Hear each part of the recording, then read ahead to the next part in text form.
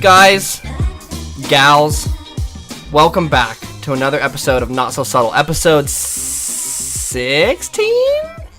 Yes. Let's go. Let's go. Guys, we're back from PAX. None of us caught the crud yet. Hang on. We need to introduce ourselves. The key word is yet. Okay, I'm Dane LaPointe. I do not have the crud. Who are you? I'm Colter Potter. And I don't have the crud. Yay. God, I cringed just saying that. What? This is important. I vowed never to say crud again after I was 5. Crud. Me too. Who are you? I am Jordan Miller. And that's it. And come on, bud. And come I on, don't champ. have the crud Yay. yet. Guys, we're all healthy. We're drinking water. We're all drinking water. I'm Y'all got drinking a our water. milkshake. You're drinking a milkshake. Ho-ho. Whoa, from Papa Joe's Diner. That's some swag from PAX. We'll be talking about PAX a little bit. If Okay. you guys really want to see us talk about PAX, you can go check out our PAX Cast 2017 on That's a good one. On our channel that we released just a minute ago. So Yeah, I thought that. Wait. by the time they're listening to this, it'll have been released. Okay. Yeah, no, that was a good episode. If you want to hear more about PAX, check it out. Today, we're talking about another wacky film, Face Off, perhaps our wackiest film yet. Dude, that's one the might definition say. of a wacky film. Yeah, I feel like That's why we made this list. Pretty honestly, if you haven't, I don't care if you've watched Face Off. If you haven't watched Face Off, I'm sure our discussion of Face Off will be wild. So stay tuned for that. But before that, sounds like Colter, you might have an update for us on some, probably the hottest topic in the news right now. Breaking news about the beef. Hit us with it. Yeah. Guys. Hit me with that beef tenderloin. Guys, let's get right into the news. So, Drake and Josh had a beef, if you guys don't remember. I remember. We discussed it in detail. Josh got married. I pretty much stroked out through that whole conversation, so I don't know if I presented the info as well as I could have, but I feel think like you were stated the facts clearly. You All said, right. like, Drake tweeted something like, when you're not invited to the wedding or something. yeah. And, like, So what happened is that Josh got married, and Right. Congratulations. congratulations, Josh. Pat, Josh, if you're listening, I'm proud of you, and champ. wife. So Drake tweeted out just seemingly randomly, "Oh, no invitation to the wedding?" Ties officially cut. And went on to So he went say in. more bad things. I'm pretty sure that's what happened. Excuse me if I'm wrong. I don't think much more happened than that. And we are left to think, is the dynamic duo broken up forever? Yeah. I remember questioning whether I was like, oh, they seem like they were good friends. Maybe Drake just couldn't make it to the wedding and he was doing a little joke and maybe that's how that panned out. But Maybe it was another Drake and Josh bit. yeah, and they but were we didn't yeah. get any resolution until now, hopefully. I mean, Question mark. Look, my jaw is agape, waiting to find out what happened. I'm waiting with bated waiting breath. to nom on this news. Drake Bell went on a podcast. It's actually a really good video. I recommend you guys check it out. I don't remember what the exact name of the podcast is. Gonna be kind of hard to find that. That's going to be real hard. It was recommended to me up the wazoo on YouTube. So probably if you just type in Drake Bell podcast, it'll probably be the first thing that comes Drake Bell beef resolution, hopefully. Drake Bell beef sandwich. Look it up. Beef sandwich. up. Guys, side note, we were at Wendy's and we were like, okay, so a chicken sandwich is a thing, right? That's a normal thing. That's a Wait, standard thing. Is that what we were? Yeah. Yeah. No, a chicken burger. That was what we were saying. Chicken sandwich is a normal thing. Chicken burger, that's a pretty normal thing. People say that, right? Well, Yeah. no, but it does sound more unusual than chicken sandwich. It does. Yeah. But it's still fine. Yeah. It's still totally As fine. opposed to what we have concocted, which is beef sandwich. Yeah, that just has the worst possible ring to it you could possibly imagine. A It does burger is a sound beef bad. sandwich. It's true, but don't call it that. Don't call it a comeback. Don't call it a beef I sandwich. won't call it a Don't beef say sandwich. the word beef sandwich. So, Excuse me. Jesus. excuse me. Yeah, so, we lost our train of thought here. So what's the deal with beef? Okay, so Yeah. so he went on this. He went on the podcast, Right. And he had a lot of interesting things to say. But on the beef, Hold on. Was this prompted? delay it No, even no, further. no. Was he asked about this? Do you know? Does it just jump into him saying stuff, or is it like he went on this podcast and he's like, guys, it's time to reveal the truth? yeah, I mean, he was talking about all sorts of stuff, Okay. but I'm pretty sure he knew like he was gonna get asked about the beef, and Sure. he was asked about the beef sandwich. Right. Okay. The Um, beef sandwich. So yeah, he basically said that like he has no like ill will towards Josh, and like they talked recently, and like he basically talked about how him and Josh like have a lifelong bond that will like never be broken, and like they're like best friends or whatever. He said it in a way that was really sincere. And he like talked about like the Drake and Josh days, and like how like during Drake and Josh they would like work all day together, and then they would go home and like plan their future and stuff like that, and like they were just in cahoots like the whole time. So they have just like this thing that cannot be broken. I so believe I guess that, but why wasn't the man invited to his wedding? Yeah. What the fuck happened, Josh? God damn it, Josh. I definitely should have been more prepared for this segment to like quote his exact quotes, and maybe I'll bring it up later in the podcast with like official word. At But, least, do you know, like, did he like explain why he didn't go to the wedding, or why he wasn't invited? Or anything like that? I don't think he gave like super. He might have given like super exact details, but as far as I can remember, he kind of like deflected it a little bit. He like glossed over. Like they weren't fully. I don't think he just told all and like said anything like crazy or anything like that. I don't know. Something still doesn't sound right about this. Because I feel like It's weird for sure. Because why would he say ties officially cut? Why would he be like so serious about it? And also, if they have a lifelong bond, why wouldn't he invite him to his wedding? That's If that's true, yeah. yeah. Or was Drake just saying that stuff just to to get the pressure off him. or just like put on airs that we're fine, but really maybe behind the scenes, behind Twitter, Maybe it's like they beefing. Maybe it's like a Dark Knight thing where like he knows that he knows that he has to like present this image of them still being friends to the public because he knows that's what the public wants and what the public needs, but behind the scenes he's suffering and he's struggling, right? I'm really glad you turned that into a Dark Knight reference. Flawless transition, truly. Look, that's what it is. I believe it. We're stalling because I'm looking at articles right now trying to find an exact quote. All right, I will go ahead and talk about how at PAX this year, Colter bought this piranha puppet. This is a puppet that you can put your hand in, and this little here piranha man. If you're to you video viewers, He goes inside the pipe. Look, he goes inside the pipe. This is some legit shit. He's hitting the pipe. He's hitting the pipe hard. Coulter came up with a funny little bit that I hope he will do on this podcast because the voice for this piranha is unmatched. All right, yeah. I didn't find it very quick, so we're going to just skip that. That's all right.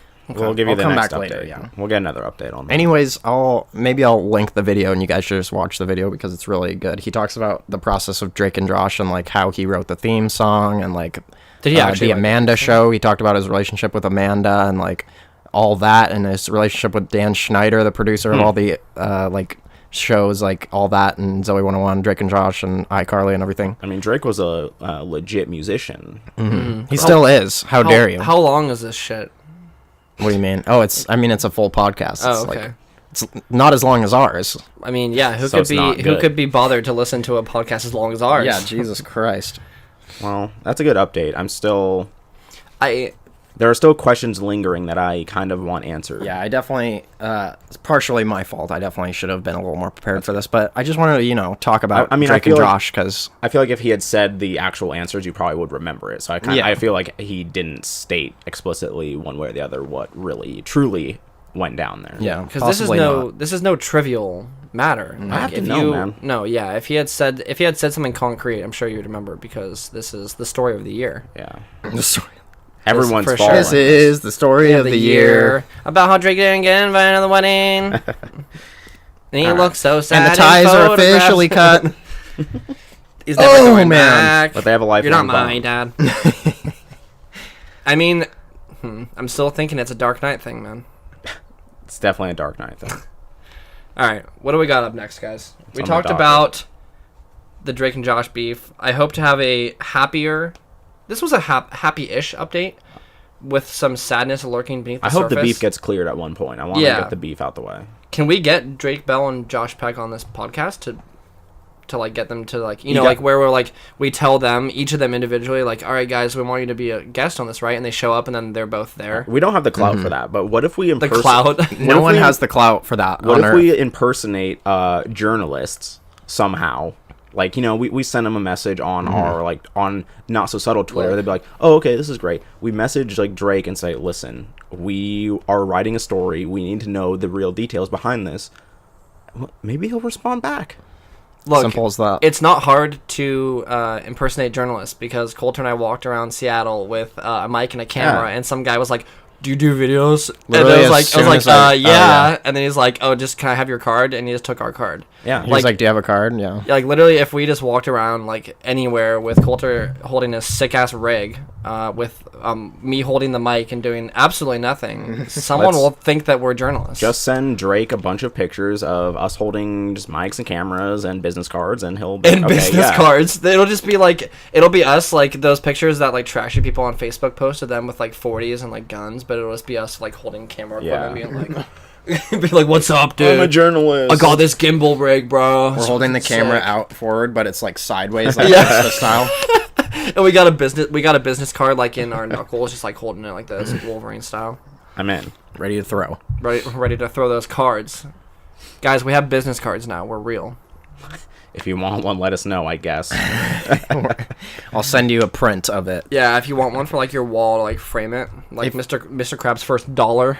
It's literally like the worst possible thing for me to send you a business card because I could just send you like 'Cause I just- all the information on it in a link. Because the links are on Facebook. That literally just defeats the purpose of If you're already like on the computer, you're gonna easier find us than me sending you a piece of paper. But It's wait, true. in the future, think about this. If we had a QR code, or even if we just like embedded something into those links on the business card, in the future, do you think we'll have an implant where you can just look at the card and just like focus on the thing, and then it'll like pop up to the website on Yeah. your overlay? 100%. Yeah, that'll be fucking sick. So guys, just wait for 50 years into the future before you can do that on our business cards. Before you can go to our channel via your AR rig.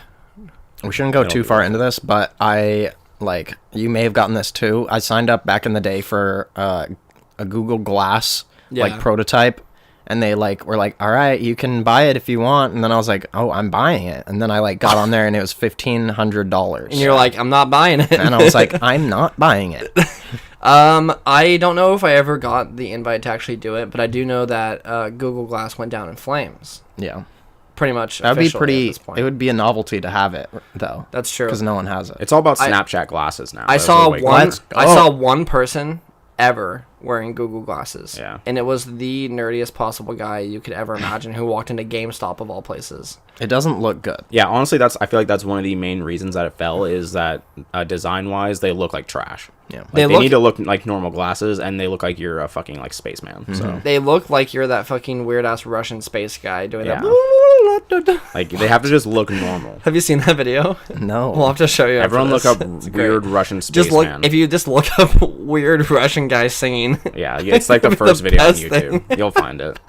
I guarantee you'll find it. It's Weird great. Russian guy singing? Yeah. Are you talking about Trollolol? No, No. No. Okay. weirder Russian. This guy. is way weirder than. Oh, wait. Trollolo. The guy goes, he does that tongue He does thing. like. Yeah. How is that spaceman? Because he's wearing like. He's wearing like. Because a they're s- all wearing like He's wearing like an futuristic astronaut shit. outfit. He's And wearing some there's, like, vaporwave shit. Yeah. Yeah, and there's like a fog machine and shit. And it looks like there's like it looks like those stickers you put up on your ceiling to make it look like the night sky, but it's like in a studio. Yeah. It looks real bad. That dude has it going on. That guy's killing the game. Anyways, guys, look up Google Glass if you'd never heard of it.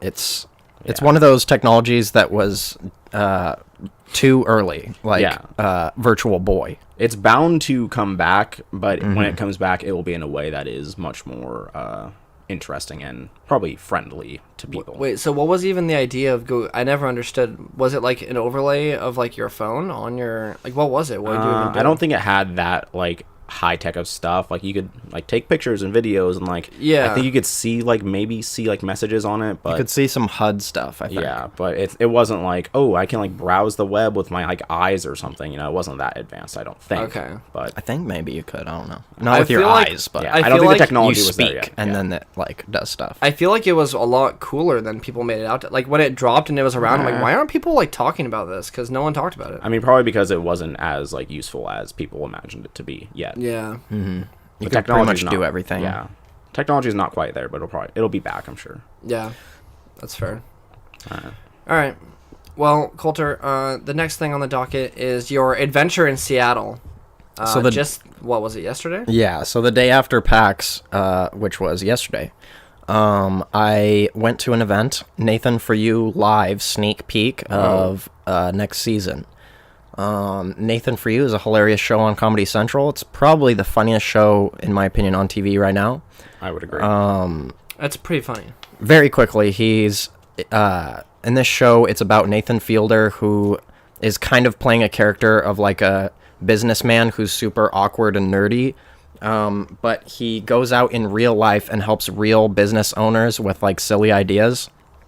And his most famous one is Dumb Starbucks. I don't know if, I mean, you guys have probably heard of it, but I think we actually talked about this on the podcast. Yeah, we've I've talked about watched this. most of it, but I feel like Dumb Starbucks actually blew up. Yeah, that got like mainstream news coverage. So yeah, he like helps people with weird ideas. Anyways, so yeah, I was at the Neptune Theater in Seattle. Kind of a lame theater. Not a huge fan. Really? Yeah, it's like really old. It was hot the whole time. Like it didn't have AC or something like that. It was really weird. You wouldn't have been dying. Was it really like actually hot? It was actually hot. Like I was almost sweating. I mean, imagine any building in the Seattle area without air conditioning. Yeah, Right now, I would imagine it would be torturous. Yeah. it was pretty hot. If you guys don't know, Seattle is in the midst of a heat wave. So Pretty Yeah. much, and there's just like fires on On all sides. on all sides. We're literally in the middle of just a giant ring of fire. Ring of fire. All right. Sorry. Yeah, so it was hilarious. He came out, and in the beginning, they announced him, and then he like walked out slowly with like the mic near his mouth, which I've never seen anyone walk out slowly before, which is already a hilarious bit, already great. And then you hear like a beat in the background, you're like, wait, what's happening? And then it turns out that he's singing "Born to Die" by Lana Del Rey in his like super nerdy voice. So he's like, "Don't see me now." And it's like a amazing. super low key song, but it's like hilarious because he's just like a mild mannered businessman or whatever. So the whole time he it seemed like he wasn't really in character, but I guess the character is probably just like a more exaggerated version of himself.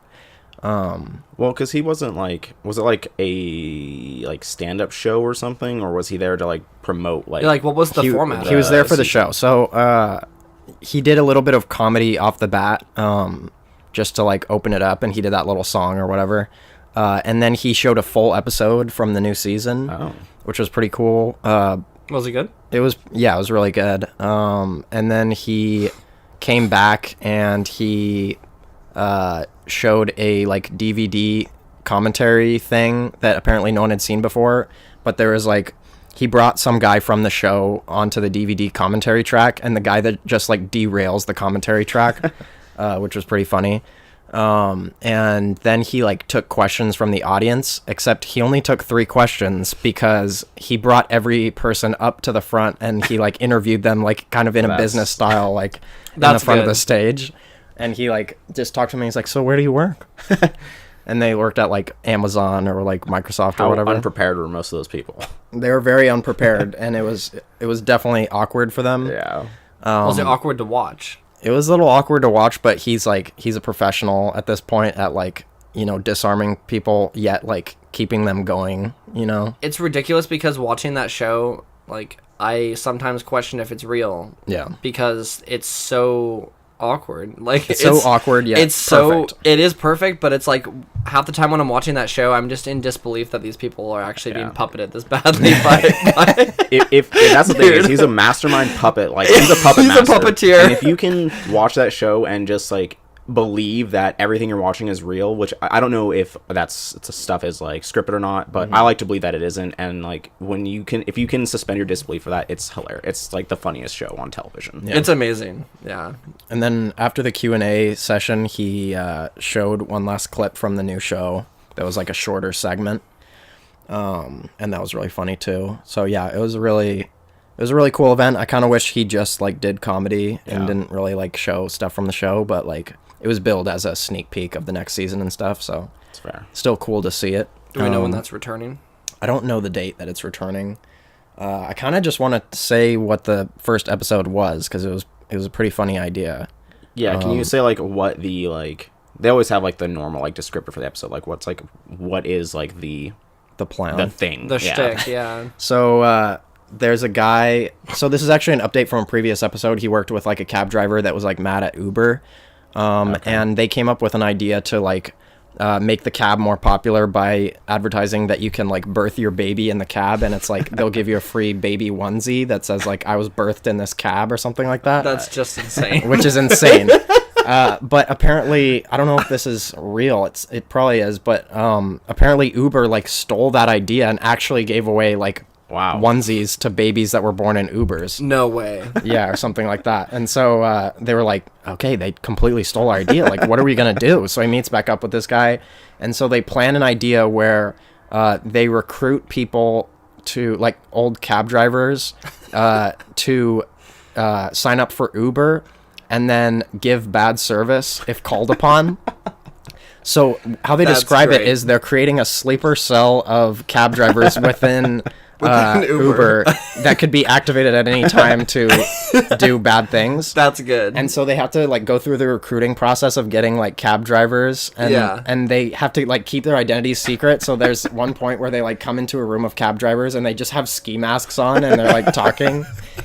It's like so silly. Great. And then the final thing that happens is he creates a video that's basically like an anonymous style video threat where he's in a mask and like a robe, and he's like, he has a voice changer or whatever. He's like, we have a sleeper cell within your organization that when activated will do terror acts and stuff like that. And then he shows like clips of like terror and like war and stuff like that. And it's just terrifying. And then the guy's like, I think we might have gone too far. That's so good. So they don't actually go through with it, obviously, because that would actually be like a crime. But yeah. Although that is hilarious. And then at the end of like the little clip that he shows, or at the end of like his terror clip or whatever, he's like, the only way to stop this is to revoke your baby onesies that you're giving away. And so that's like what it's all for. Just because they're mad about it. Yeah, he's like, because you stole that idea from someone else. So yeah. Man. That's good. Great episode. Good comedy. I'm also a little surprised that he's coming back with another season. I kind of figured that like after Dumb Starbucks and like the last season, he got extremely popular. And so I feel like it's kind of hard for them to... Yeah, it's like, how do you find people that don't? No, I guess it's small businesses, and a lot of times it's like people that seem to have like no connection to like pop culture or anything like that. Yeah, the people that I just remember I don't remember if it was the Dumb Starbucks. What one was it? It was the one where like they were trying to have that guy sign the paper, and once he signed it, the guy was trying to get it back, and he was like, Starbucks. Was that Dumb Starbucks? Yeah. Mm-hmm. That was ridiculous.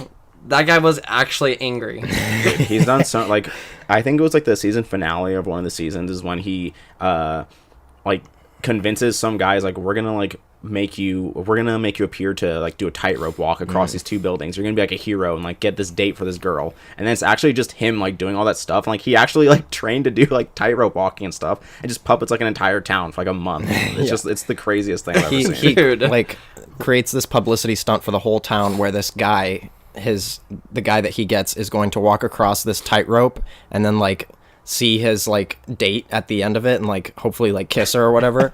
And so in actuality, Nathan trains himself as a tightrope walker, and then he's like proficient enough to actually do it. And so he like puts on a disguise as the guy and then like does it over the thing and walks back and forth several times and then goes into a tent and then they switch and then the real guy walks out. That's and funny. Like kiss the girl or whatever. I forgot that at the start of that episode he like like gets a suit and like a prosthetic like mask to like look like the guy that he's impersonating. That's just and goes on a insane. date with that girl and like convinces her to like do all this to like go out with this guy and like it's the craziest charade I've ever seen. That's just ridiculous. When you It's watch so the funny. show, you're just like, no. Every 2 seconds, you're like, no, this isn't happening. The man is a puppet master and he just He has is. people in the palm of his hand. It's true. They're putty in his hand. They are putty. It also makes you think, like, how can people, like, believe this stuff that's happening right now? I mean, I remember in that episode, he even says, he's like, I don't know if she's going to believe this, but, like, we're in, like, a darkened, like, area of the bar. Like, it's kind of smoky in here. She can't quite see my face. Like, I bet when she sees the real guy, like, later, she's not even going to recognize it. It's been, like, 2 weeks after, like, the date. And it worked. It's just crazy. Yeah. That is they just, like, come up absolutely with these plans ridiculous. and they actually work sometimes. It's a great show, and I recommend watching it to everyone. Great show. I haven't seen all the episodes. I've seen I don't think I have either. a assorted selection. Yeah. But they're all great. There are some definite standout episodes, but that series all around, very funny. Yeah. I'm gonna have to go watch that. 2 seasons? 2 seasons so far, I think. Okay. That's enough. It's enough content. It's good stuff. All right, boys. All right. That's Nathan for you. Live from the Neptune Theater, the worst theater on earth. He actually, like, talked about the Neptune Theater. He was like, the Neptune Theater played host to such acts as Simple Plan a couple days ago. That's amazing. Was anybody at the Simple Plan show? And then there were, like, 2 people, like, raise their hands. He's like, wow, 2 people. I always wondered what my demographic crossover was with Simple Plan, and it's these 2 people. That's great. And then he played, like, some Simple Plan songs and just, like, made a joke out of it and stuff. It was really good. That's good. Awesome. Mm-hmm. All right. All right, guys. I think it's time for the wacky film. Is it so. time to get a little wacky in here? I mean, oh, Is a real wacky one. All right, guys. Every week, we pull a movie on a little piece of paper out of a bag, and we watch it. It is known as the Wacky Film List. It could be anything. This week we got, 2 weeks ago, we got Face Off, and we weren't prepared. Little did we know this might be the wackiest film on the list yeah. thus far. So I believe I recommended this movie to be put on the list. You did. Only because I had heard around the web that this was a good action movie.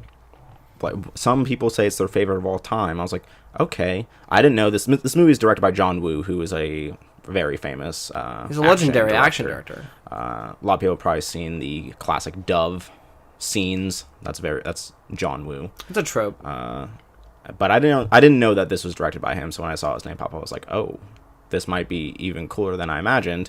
It was, but also it was the most ridiculous film that I think we've watched so far. It might be the most ridiculous movie I've ever seen. It's beholden to nothing. It walks its own path in It cinema. does, and I felt like I was in like some sort of fever dream. Yeah, like the setup for the movie, I think we talked about it last time. We're like, okay, this guy, Sean Archer, he gets his face, he trades faces basically, or transplants the face of a terrorist onto his own face, becomes him. But then the terrorist does the same thing and becomes The FBI agent. the FBI agent, and then chaos ensues. So basically, John Travolta is Nicolas Cage. Yes. Nicolas Cage is John Travolta. Yeah. What were your guys' expectations going into this movie? I had absolutely none. Yeah, I wasn't sure. I thought it was more of a serious, like, action movie. Not Yeah. serious, but more of just, like, a Terminator-style, like, straightforward action movie. Mm-hmm. Yeah. Which I still don't know for sure if they were going for, like, a more serious action movie or if they were trying to be kind of, like, meta and funny. I think both. I don't know. I still don't know. Like, I don't know either, but to me, like, all the, like, I enjoy this movie because, like, from the get-go, every single, like, stupid one-liner and, like, cheesy dialogue, like, if that's done well, which I think it did in this movie, like, this movie is cheesy as all hell. Like, there's no getting around that. It's only better for it, though. Yeah, like, and I was on board with that from the start, so, like, the lines they say are just fucking ridiculous. Like, everything they say is just absolutely absurd. And, The like, wee-wee I found it room, dude. hilarious. Yeah. Like, Nick Cage, 100% serious, says, I need to get up and go to the little boy's wee-wee room. And, like, he's being 100% serious. Like, there's not an ounce of, like, laughter on his face, and I don't understand how he did this. Yeah, Colter, I think you said this movie is just, like, is just memes. Yeah, It's just a collection of memes. What I was gonna say is that this movie kind of seems like it's like a Funny or Die sketch, like stretched out into a full movie, like as if they concocted the perfect like silliness thing for this time period right now. Mm-hmm. So like I have no idea how it was perceived in the 90s or whatever. Like, was it silly to have John Travolta and like Nicolas Cage at the time, or were they still like serious actors? I think watching this now, there's no way that anyone took this movie seriously. Like, I don't think. But I mean, I get what Colter's saying. Like, it's hard to, because when we look at this now, we're like, okay, we know John Travolta's a fucking weird dude. We know Nick Cage is just like completely weird. Yeah. But then they're both so weird in this movie that like they're I can't tell so if, weird, dude. Like, I honestly can't tell if Nick Cage was acting in this movie because he's just so fucking bizarre that I'm like, I think he might actually just have gone like insane from this movie because he's just crazy in it. Like he has no, like he's like his face multiple times. Like people have probably seen like gifs of his face where he's just like smiling and like the most. He opens his eyes wide. He has like the most demonic looking like visage on him, and he's just it's just bizarre and like, crazy. 75% of the Nick Cage memes that are out there are from this movie. Yeah, like his facial reactions are just beyond anything I've seen. There's like, I like when you said this movie is beholden to nothing, because it really, this is just like, once it starts, you're in it, and it's not gonna take you anywhere you thought you were gonna go, that's for sure. There's a part where they take a boat spoilers through, it gets dragged through a yacht, like up, like literally through a like pieces and like walls of the yacht, like a ramp, and flies out through like a what I assume is a real explosion. Yeah. Mm-hmm. Like that's the other thing. This movie is so goofy and ridiculous, but they actually put like this had a very large budget for sure. Like there's large scale pyrotechnics and like pyrotechnics. The stunts are insane, and like the like they're shooting up like real like props and things. It's crazy. Like there's walls exploding and stuff flying. There's sparks everywhere. Yeah, like it's all real. Again, John Woo is, to my knowledge, an excellent action movie director. He is, and if you've never seen his films, it's a lot of like slow motion, like people diving sideways, firing bullets, like double fisting guns, and just like doing a bunch of crazy stuff. And like it looks like pretty cool, like in this, like, it works. And like there was a scene where it's kind of like, well, I thought it was gonna be the end. It's kind of where they're in this hotel and John Travolta and Nick Cage are like facing off against each other, and like there's a scene where some guy's firing a grenade launcher facing off against each other. Grenade launch, like this FBI agent or whatever is using a grenade launcher and like shooting at Nick Cage while he's going up the staircase, and like it just looks real. Like Nick Cage is just like running up the staircase and there's fire just like at his heels as he's like climbing up it, and it just looks crazy. And you can see like in the scene right before they cut to him, like from his perspective running up the staircase, there's a scene where like he's shooting at like the banister, and there's just like the little set they've made or whatever is just exploding. Yeah, like there's pieces of like the railing is flying off, and like there's like a potted plant that blows up, and you're like, okay, well they're literally just blowing things up. Like, yeah, they're going in so hard, and this movie is so fucking goofy that I almost just love it that much more because they put so much effort into it on the technical side of things, but the script is just the nonsense. It is absolutely absurd. It's like it might be bad at parts. Like early on in the movie, like I think the movie starts off with John Travolta and he's bad. I don't know what role he's playing. He's really bad. It's at bad, and then I feel like it was acting. But that was like at the point where I was like, I don't know if this movie is serious or not because I didn't know going in, and then I feel like looking back, like when he gets his face transplanted and is supposed to be Nick Cage playing John Travolta, he has like a way more ridiculous attitude, and I kind of like that better.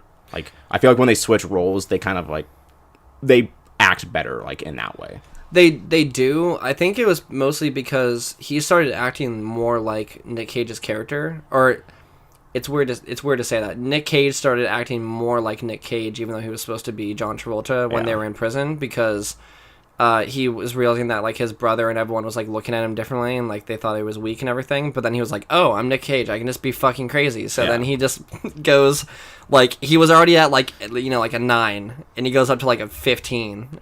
I feel like Nick Cage had a lot of fun in this movie because like he just is like absolutely crazy in this film, and I liked it a lot. But there are times where he might be a little too much. He's crazy in this. When film. he was like dancing and singing and everything, when the choir was singing Hallelujah or whatever. This it's just movie too is much, insane, dude. But. Speaking of that, during that scene, he goes up to a more attractive young chorus member, dressed in all like religious attire, and he goes up to her and just straight up grabs her ass. Yeah, he's a villain. He's crazy in this movie. But they're down. They're always down. Like in the first, they, like though? they don't try to stop it, and they like smile. I don't know. If it's like Trump said. She was. I mean, that it looked like she was down. I mean, I don't know. I mean, they don't linger on that stuff for long, and also like I feel like the point of that scene is to show like, oh, this guy's a little bit of a scumbag. Yeah. So I think that's effective. But you can't say that the second girl wasn't down when he said "suck my tongue." That's true. She went in, but also she's a double agent. She was one of the FBI agents, so she was trying to. She had to suck his tongue. She had to suck his tongue. So it was rape. it was Not really. No, I mean she chose to suck his tongue. Yeah. It's fine. But she had to. Okay. Or she. But did she? It would help her. Yeah. It would behoove It was her. advantageous. Her cover would have been blown had she not sucked his tongue. Had she not blown on that tongue. There's a part. We could just go on and on about like the crazy parts that happen, but there's a part early on. Every scene is just every scene and every line of dialogue spoken is just a trip. So there's a part where Nicolas Cage as himself, like as his own like face. So weird. He shoots a woman while he's hanging out of the side of an airplane, a moving airplane. As a hostage, like he has her hostage, and then he just shoots her and kills her and lets her like fall off the thing. And then he looks back at John Travolta and he just like shrugs and like puts his hand up. He's like, whatever. And his face is like the pinnacle of internet trolling. Like it's just what every troll does with that little shrug emoji, where they're like, "Oh well," and he just does the creepiest face, and it's just Nicolas Cage being very strange. I wonder how much of this movie was ad-libbed on his part. In terms of like, yeah, there's no way to tell, and not even just in dialogue, but I mean like in just the things that he does. Like, I wonder if John Woo was like, "Hey, Nick, you're gonna need to be a little crazy on this one." I feel like he was just like, "Hey, just do your thing, bud, and just go." And Nick's I'm missing a film at all, and then Nick's like, "I got you, fam. Just give me a couple of gold guns and let me get to work." This is where there's just a clip of John Woo just looking at Nick Cage and be like, "Fuck me up, fam. Just go in, fuck me up, fam. Just go in." I feel like the making of this movie is more interesting than the movie itself. I would love to see like the special, because honestly the stunt work in this movie was really good. There were a lot of just like ridiculous things happening. I would like to see how. Okay, there's that scene where it's Nick Cage, his character, but it's really John Travolta, whatever, on like the side of the boat, being dragged along the boat on the water, and his body is just like flipping around it like a rag doll, and then he literally is like, he stands up and he's like water skiing. He's like water skiing on nothing. On nothing, yeah. And it's the most ridiculous thing that you've ever seen. And then right after that scene, they like hit like a steel girder or something in the bay, and then the boat and they, like the two main characters are literally flying through the air while the boat is following them. And I'm like, is someone going to get cut up in the propeller? Like, this is crazy. Yeah. And yeah, it was just... Honestly, that scene where he falls off the boat on the side, at first I was like, oh, that's like a doll flopping around. But they get up close and like, that was a real person. That's like, for sure. Hitting the water. Like, I was like, this is like, they look like they're going really fast. Because the whole thing is like, he like gets wrapped around the chain, right? Yeah. And then he kicks him off the side. Like holding on to it. He's like, please, I can't let go. Yeah, and then he gets kicked around to the side, and then, yeah, it's literally just his body like flapping against the water. But they're driving like a motorboat. They're driving like a Seattle Mariners ass motorboat. They're going like 60 miles per hour. Yeah, they're cruising in the water. Like, it's pretty cool. There's also multiple shots of explosions. Like, there's that scene where what is it? Well, there's the scene where as he's driving away on the boat, he shoots the dock and that boathouse explodes, and then they have a shot from the perspective of the boat with the explosion. So like, whenever they did these explosions, I don't know how they timed it, but there was like there's like 3 or 4 probably different angles of the explosion. One of like the boat driving away, like from the boat. There's some like a cameraman in there, and then there's one on the dock, right, with Nick Cage, and it's just like the craziest. I don't know what they did for this movie, but they had a budget, and they're like, all right, we're gonna buy a ton of explosives, and we're gonna blow up everything. They made good use of explosions in this film. It was crazy. Every explosion in this movie was absolutely ginormous, way bigger than it needed to be. Yeah, this. Were you gonna say something? No, go ahead. This movie was a little bit similar to like a Michael Bay situation. Yeah. Even in like the silliness of it, not quite as silly, and it seemed like more competent than a Michael Bay movie. Yeah, I was gonna say like the explosions are like definitely Michael Bay, but I feel like the actual like choreography of the stunts and stuff are like better, and like what was happening pretty good. Is to me like looked technically better than like a Michael Bay like Transformer explosion shit or something, you know. Mm-hmm. What did you guys think of now this is the one part of the movie, so overall I feel like we all liked this movie a pretty decent amount. Mm-hmm. It was a fun movie. Can I actually say one other thing about that previous point is I kind of was also comparing it to I was gonna say Final Fantasy, no, not that. Fast and Furious a little bit. I haven't watched those movies really at all, but I know that they do crazy stunts and like things that couldn't possibly be achieved in real life. Yeah. And I feel like it's often CG. Am I wrong? In Fast and Furious? Yeah. Fast and Furious, well, it depends. At least in the new ones. In the new ones, there are some, like, CG stuff, but a lot of the stunts in the old ones and, like, even some of the new ones, like, they do real stuff with cars. But when it's, like, something that couldn't possibly be done, like, in real life, do they do it, like... Or, I mean, something like the standing on water, where it's like, okay, that couldn't be achieved by a real human... In that case, I feel like they might be doing some sort of, like, special effect there, like... But I don't know. I haven't seen the newest, like... couple of Fast and Furious movies. I actually might have only not seen the last one, but honestly, for the most part, they do have like real, like practical effects. Yeah, there are some obvious, like the scene where like Vin Diesel's like jumping across a bridge and shit, or like they have like a tank like rolling through stuff, like. But they're like the car, like a lot of the car like moves are real stuff. Or like in one of my personal favorite Fast and Furious films, Tokyo Drift. All the car work, like the drifting and stuff in that movie, is real. Like they have a real driver doing real stunts, and it's cool. And it's pretty lit. So yeah, I was gonna say that I feel like some of the crazy stuff that's like not possible, or like silly, you could call it silly. If you can do that practically, it's a lot more like satisfying than if you were like, okay, we're gonna have a motorbike on water, but it's not gonna be practical at all. Like, we're just going to have a CG motorbike on water. That's not very cool. But if you're going to do something crazy like that, try to do it like practical. Yeah. Or make it appear as like, like I'm sure that at like that point where he was standing, like maybe he had like skis, like, or like some sort of like board underneath his feet while he was doing that. Like, how, like, I don't know what it was they were doing, but like, it looks, of course he wasn't real. Actually doing that. It looks real, but they probably CGI'd out that stuff. They probably just like cut out the... Yeah, I mean, there could have been some like rig that was completely practical that you just couldn't see. Right.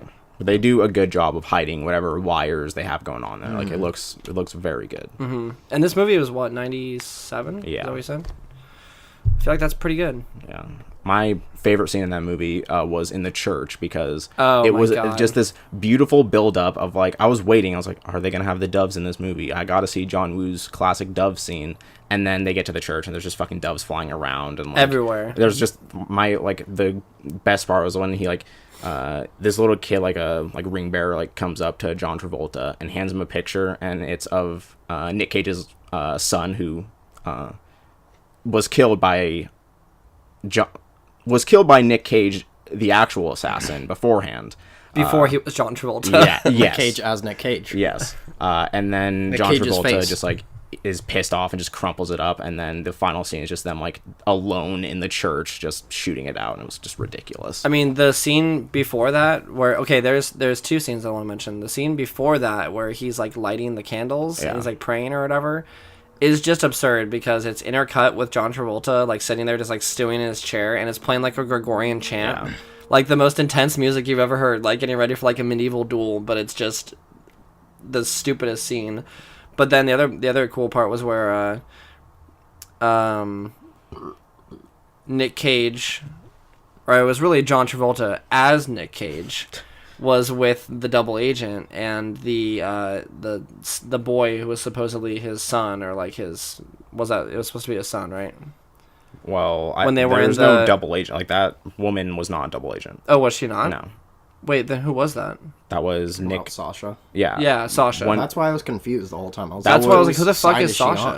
I don't think it's ever explained thoroughly, but I believe that she was like Nick Cage's lover or something? Nick Cage as Nick Cage, so when he was Castor Troy, the villain, Yeah. like a previous lover or something, because she has, like, she's in a relationship with someone else that's, like, in league with Nick Cage, like, at the end. He has, like, that the bald guy with Yeah. the weird, yeah. But When he did that kiss, it just threw everything into question. I was like, okay. Yeah, I was just like, don't wait, know. what's going on here? Yeah. Okay. I think it's that that boy was Nick Here come that Cage's boy. That boy.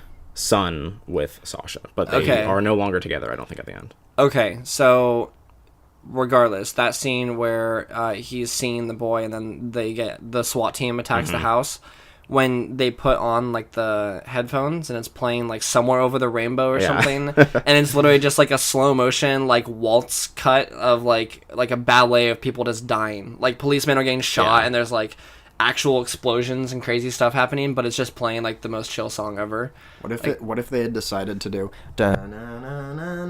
That would have They been decided to do that. that would have been pretty good. I mean, that would have been the That would've same. been so cliche. that's- I would have hated it. That's true, but that's also the same thing they were going for. Just with It was it I'm glad they sounded did a different song. it sounded pretty cool actually with Somewhere Over the Rainbow. Yeah, Like it there was was kinda something I really liked that scene actually. When I was Yeah. watching that, I'm like, okay, this is some creative shit. This is some Tarantino shit right here.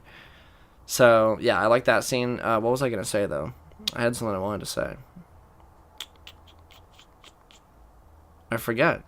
Well, I had a point I wanted to make. Damn it. was it about Tarantino? No.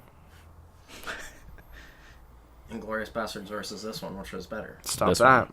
This one? This is God a better damn. film than Inglourious Bastards. Holy Boom! shit. I'm not gonna say that it was higher quality. That's just incorrect. That's insane. I'm offended. This is a less offensive film than Inglourious Bastards. I'm also offended at that. This movie just has no comparison to anything in Yeah. the world. This so- movie is more fun than Inglourious Bastards. Therefore, it's a better film. Yeah, I mean, This film in is your more opinion- fun than most movies I've watched. Because This is the best movie of all time. This movie doesn't make any sense. All right, what's that movie that you like? Apocalypse Now versus this movie. This movie is better. I won't go that far. I'm Stop. not insane. Stop. I'm Do not you crazy. enjoy that better than this? Yes. I mean, Vastly different movies. yes, but honestly, Yes, I and. enjoy Apocalypse Now better. It's way more of a technical masterpiece and like intellectually stimulating than this movie. This movie's a fun movie, but Apocalypse Now is a masterpiece. All right, no more about that. All right. Did you figure out what you're gonna? No. No, I felt like it. Oh, man. I feel sad. Should we try to like piece it together? No, I feel sad because I had a important question about the movie. Okay, let's backtrack. You're talking about the music. You put on the No. headphones. Yeah. Is this movie better than Baby Driver? Jesus, no. Hmm. Whatever. If I think enjoyed about this it, I'll. movie more than Baby Driver, I'll say that. You weren't as big of a fan of Baby Driver as I think Most people were, honestly. you, Dane, and I were, at least in this group. I was a very big fan of Baby Driver. But all right. Any closing thoughts, Dane, besides the one that you let slip away? I'm so sad. I'll say that I mentally checked out of this movie like halfway through because I realized that there was no other way to watch it. Yeah. All you had to do was just your brain leaves the building and you get to see some dope shit. That's why I think it might have been serious, because they tried to like inject plot elements, like heavy-handed, like emotional elements. And They did, but it was so poorly delivered and like Really, I honestly thought that Or not the even- actual household scenes were the better, like, acted parts of the film. Yeah. Like, well, I would yeah, agree, yeah. but I mean, they're not but the script is Academy Award winning script writing and acting in those scenes, but I think they were like, delivered in a way that was passable. It was just a juxtaposition between that and the insanity. Yeah. Yeah. But I think it was a good blend, though, because I feel like you have to have those portions for those balls to the wall action moments to be so bombastic. That's why The Purge is so good. We're not getting into this. Oh my god. Stop. Okay, we're moving on. I'm gonna give this movie a Give me on a scale of 1 to Purge. I'm gonna purge myself. I'm gonna go with Purge a Anarchy. I'm gonna go with a B minus. Should we put one on the list? A B minus. I'm gonna go with a B minus. Okay. Yeah. Right. And I'm judging this not on, like, I hate when people are like, oh, but you gave, like, you know, this Star Wars a B minus, or like what, like another movie that you can't compare. I'm rating this as a pure, similar to how I would rate John Wick, like a pure action movie. Like from a technical standpoint, I would say it's probably an A plus, but from an overall movie standpoint, I would give it like a B minus. Like just a pure action movie, not bad. Okay. Not gonna win awards, but it doesn't need to because it doesn't care. Yeah. B minus. So for my recommendation scale, I would recommend this movie to you if you live in the current age and want to see a meme unfold before you. Because every line is just a hilarious, silly-ass thing. If you want to see John Travolta and Nick Cage do silly-ass stuff, this is literally gold. And the action is pretty good. I feel like if you're going in action for like serious action, maybe this isn't the one, like because the tone is silly, and it's like kind of more martial arts kind of than like American like straight up gun play like John Wick or something. I mean that's a little martial arts too. Anyways, we're getting too far. It is more Eastern influence. Yeah. But yeah, so if you like action, you might like this. There's a lot of good practical stuff that we've already said. Yeah. But yeah. Silly film. Don't watch it if you're looking for a serious film. Absolutely. Yeah. I'm going to give this movie 8 boat ramps out of 10. Boat ramps. Colter, what the fuck did you do? Is it not recording? All right, Colter. Let me just save this one. You guys keep going. We may have a technical difficulty here, but we'll press forward. What was I gonna say? I think I remember actually what I was gonna ask. Hit us. So, how do you guys feel about the editing of this movie? Or I guess Jordan, how do you feel about the editing of this movie? Because before you say anything, I'll say that there were times where I felt like it was very harebrained and just kind of all over the place in terms of like shot length, angles, like just like juxtaposition of shots. Like something was weird. I don't know if that's intentional or not, and I want to know. We're back. Hopefully I'm back. Yeah, I don't know. I don't know if that comes from John Woo himself. Again, I haven't seen his other films. I do think he brings a different style of film with him when he's directing, as opposed to like your standard American like action film. So that might be part of it. Some of it was like not great to me. Like a lot of the hand-to-hand combat is not great. It's like it's very like oh, let's do a quick cut so you don't see them like not hit each other and like that kind of thing. But a lot of the like gunplay I thought was cool. Just like slow motion shots of people just like flying through the air, and overall I thought that was okay. Like there are definitely parts where it does feel a little just like all over the place and frantic, but I don't know if that's intentional during the scene, because a lot of times when that's happening, it's during a really ridiculous action scene. That's true. Colter, did you hear my question? Like the editing? How did you feel about the editing of the movie? Are you talking about like action or just like the other stuff? Just in general. Like I guess mostly action because that's when it's most apparent. But and I think you're probably right about that, Jordan. Like the Asian influences on this movie are very strong in terms of like how frenetic the camera movements are, and like in like kung fu movies or whatever, there's a lot of quick shots of like just like, you know, someone punching someone, and then it cuts right to like, you know, someone else, like their reaction to it or something like that. It's hard for me to give, you know, specific examples, but I mean, or even like in like Chinese like martial arts films, stuff like that, they have the people on like the wires like flying through the air and stuff, and like that's like, I feel like that's not inspired, like in this film that's coming from like that like wire like high flying stuff when they're like flying through the air in like slow motion. Like I think that's like paying homage to that kind of thing. So no, I get that, but I mean, like in terms of the like, it was something. What I mean is something with, and this is also an older movie, so it's hard to even like really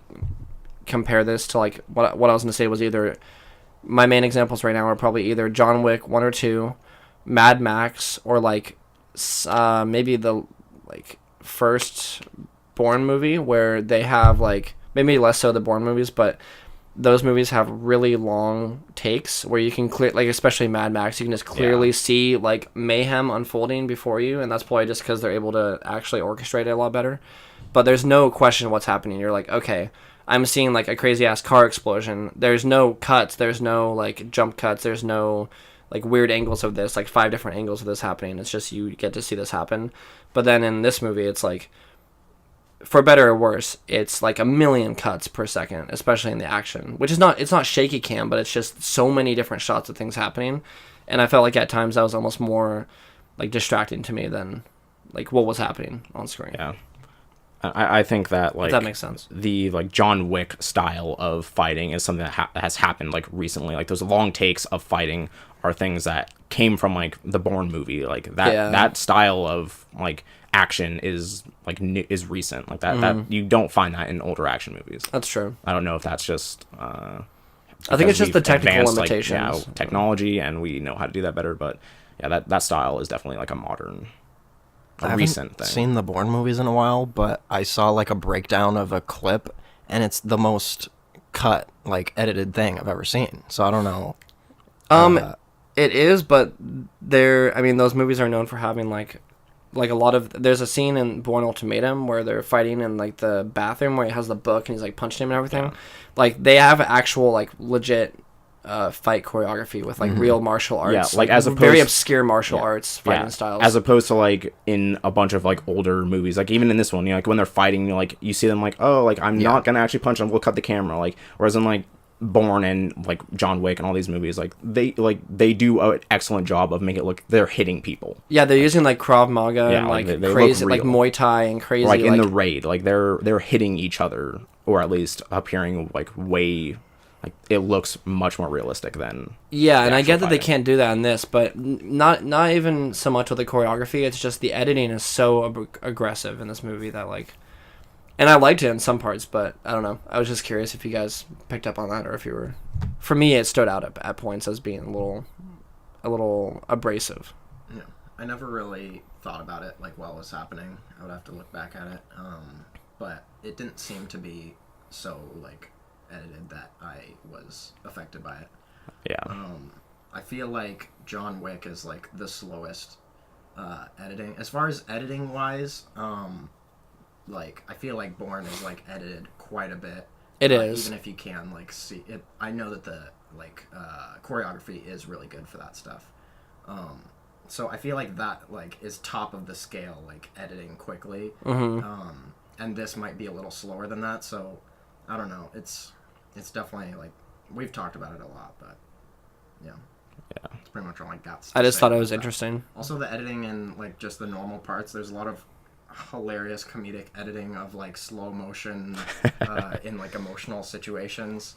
Like there's one where she walks in, like his secretary or something like walks in, and there's like they found this at the crime scene, and then there's like it zooms in on her like passing him a floppy disk and like panning the camera while zooming on the floppy disk, like super zoomed in on it, and it's like And they do like a musical thing too. It's like, Yeah. and it's like, wow, this is so dramatic. It's super silly. That's the kind of stuff see. That's where the editing was awesome, but that's also what I mean. Like, not just in how aggressive it was, but also like it's very uneven. Like, there's a lot of really weird things that they do throughout the movie where that's why it was kind of entertaining to watch, because you're like, okay, like, why did I just see John Travolta do like a slow turn, like creepy ass smile towards the camera, but then the next scene is like, a normal ass like conversation in a house or like an office or something. Like, I feel like just as much as the movie is completely random and balls to the wall, the editing and like how they piece together shots is just so random that it just makes no sense. Yeah, But I it's feel like a hilarious. lot of the faster paced stuff happened during the fights, which are like incredibly like chaotic. Yeah. They're all crazy, and also like the only one like scene that I remember having like a lot of quick cuts that wasn't action is when Nick Cage as Castor Troy was sitting in like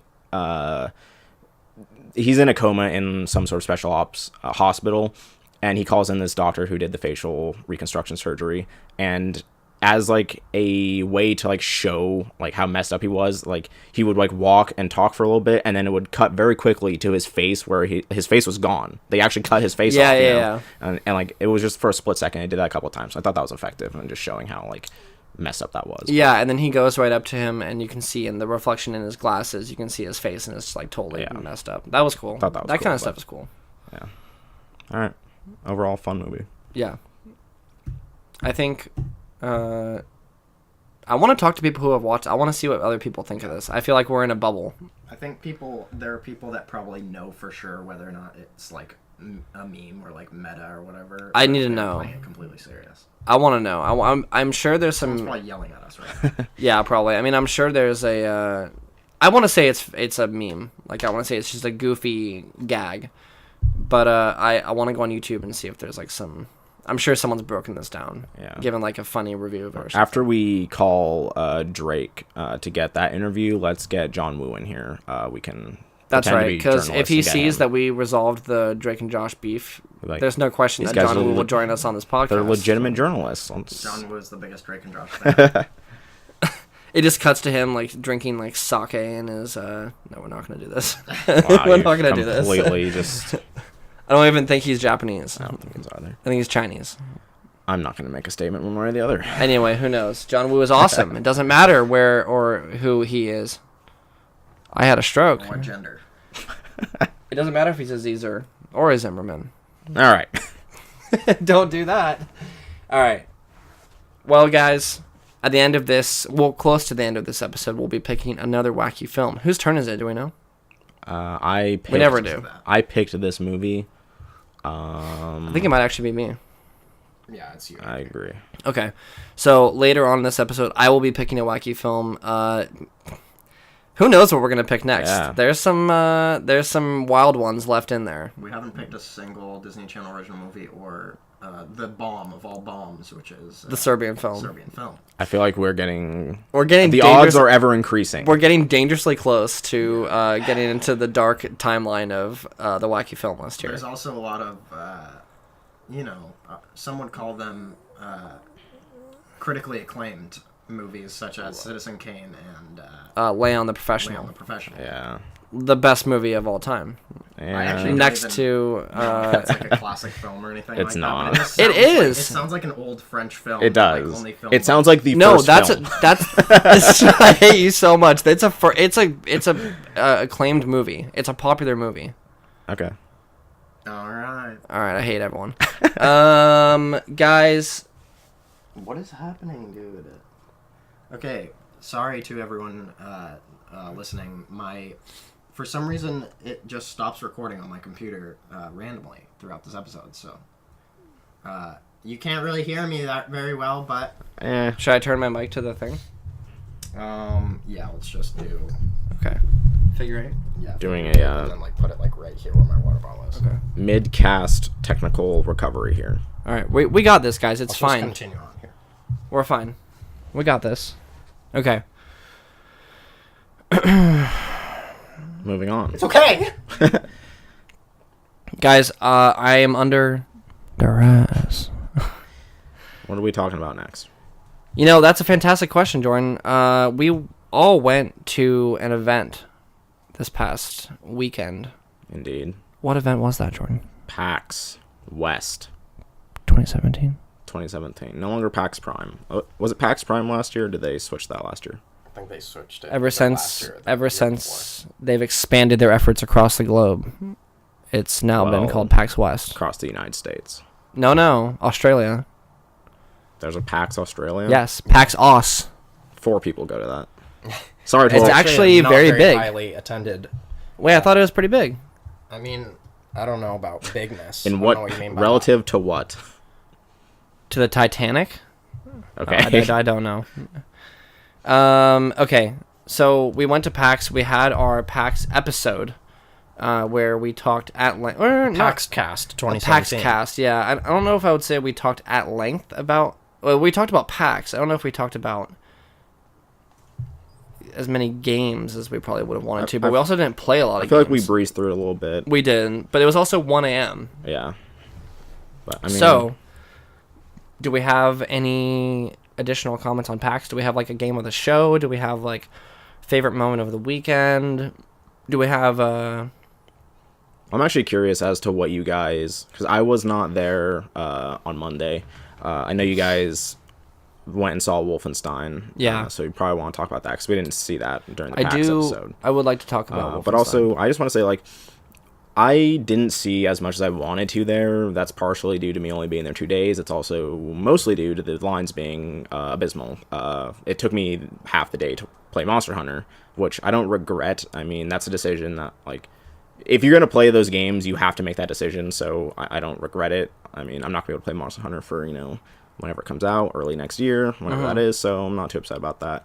But also, like, the only thing I saw from the Microsoft booth or Xbox, rather, was Forza. I was able to play that. I didn't even go to the Forza, sorry. I didn't even go to the PlayStation booth. I didn't even walk around. I have no idea what they were even showing off there.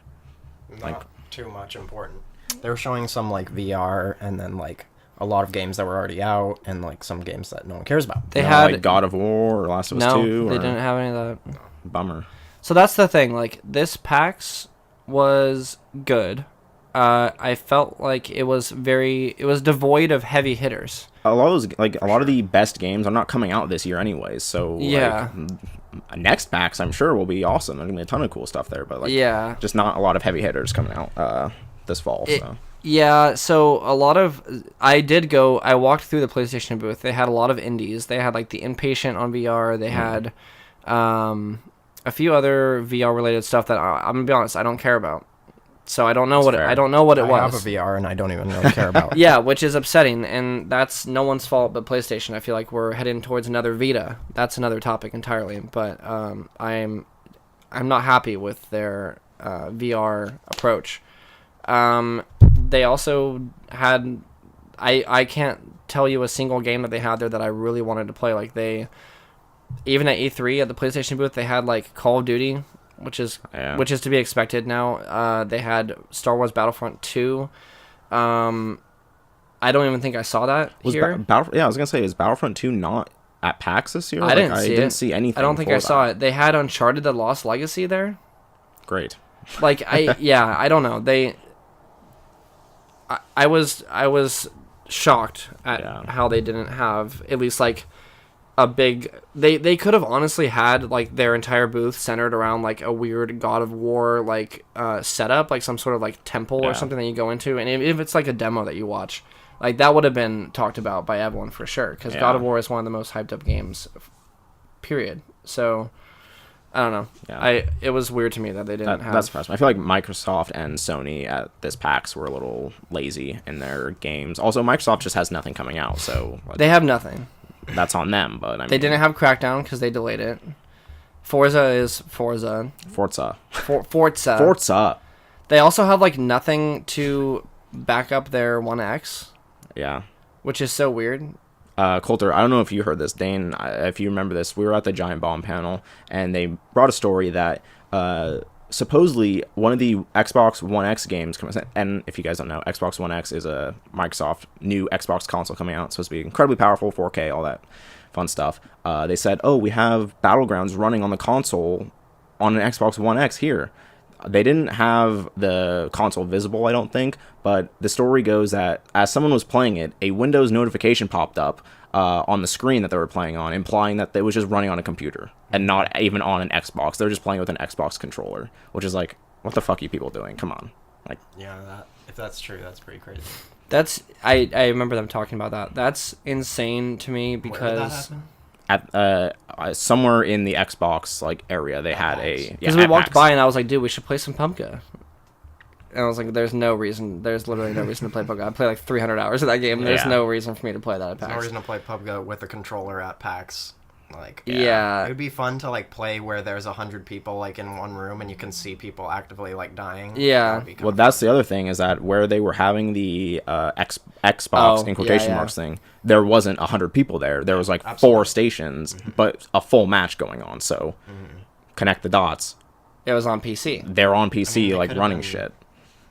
Why couldn't they have been on the internet on an Xbox One X? Because that game isn't out yet. Because where else would be playing it? Yeah, question. Like the joke was like they have a bunker filled with 100 people like playing on an Xbox One X. Like, yeah, do they have 80 people just all playing together? Maybe they like... somehow connected it to PC, like interplay. I mean, if they did that, that would be a cool thing. That there's crossplay. I highly doubt that's going to happen. I guarantee you that won't happen cool. because of the controller and mouse and keyboard thing. I mean, there are discrepancies there, but yeah, regardless, Xbox had nothing to that's really wild. see, so that's kind of fucked up, but.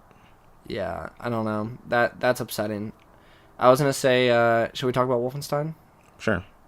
So that was my. I don't want to say it was my most anticipated game because it is very anticipated for me, but I didn't think that I would go to PAX saying like, I gotta see Wolfenstein 2. But but I had a stroke there. But I gotta say that despite the fact that I didn't play that many games there, I still think that I would say this was my game of the show because that game is really good. It's a really cool game. I am excited for that game. I feel as if I'm not in the popular opinion that the Wolfenstein, the Wolfenstein remake that came out a couple years ago now or whenever. I didn't enjoy it that much. Everyone kind of thought it was fantastic. I played it and thought it was fine. But this one, after seeing it, I didn't play it, but just the trailer and all that stuff, it's like, oh, this looks like way cooler, way more active, way more like ridiculous than the last one, and so I was pretty excited, but I didn't get to play it. So, Colter, I know that you didn't play The New Order. I remember you saying that your reaction to the demo was somewhat lukewarm. Yeah, I mean, I don't know. It's I was like dying a fair amount. I don't know. My mouse sensitivity was really high, so that kind of put a damper on it. I feel like the demo situation, like in most PAX demos, like I've had demos that were bad and then the game turned out to be really good, and then demos that were like pretty good, and then I like go to play the game and it's like not as cool as when I had that experience. So like I feel like demos just aren't a good indicator of, especially like at conventions, how good the game is going to be. Yeah. How did you feel about the cutscenes in Wolfenstein? Fine, but also it was like pretty much end media race on something I had no idea what was going on. That's true. Like, yeah. That's true.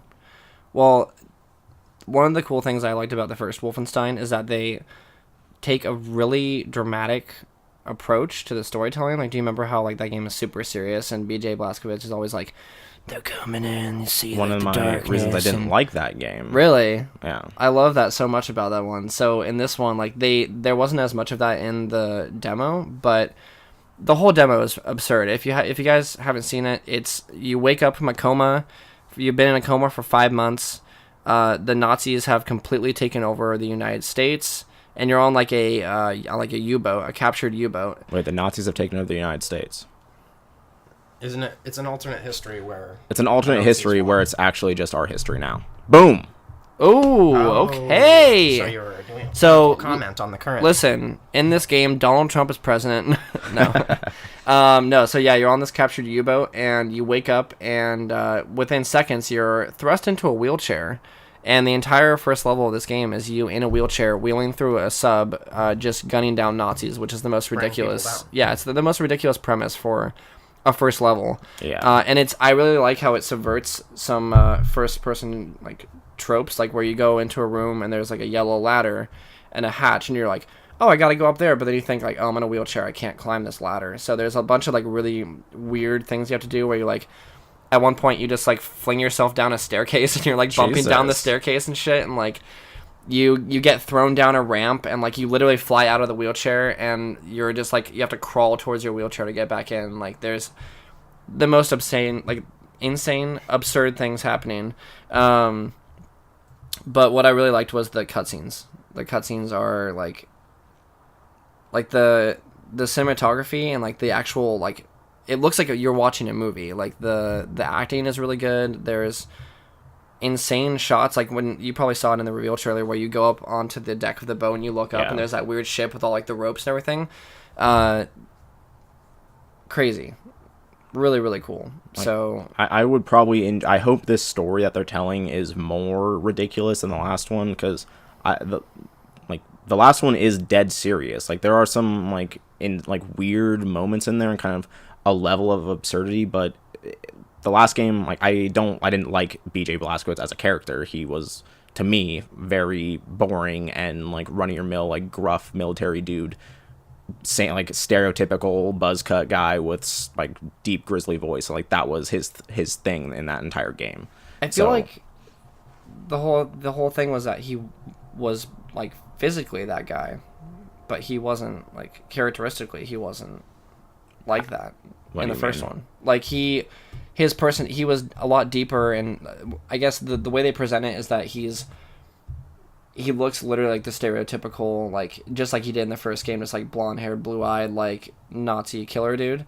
But he's actually a lot more, like, there's a lot more going on in his head, like, in terms of the narration, than just, like, gotta kill Nazis. Like, he's saying stuff like, in this one, he's always talking about, like, the old and the weak, and, like, he's talking about how people are dying off, and, like, there's a new generation going to fight the Nazis and all this stuff.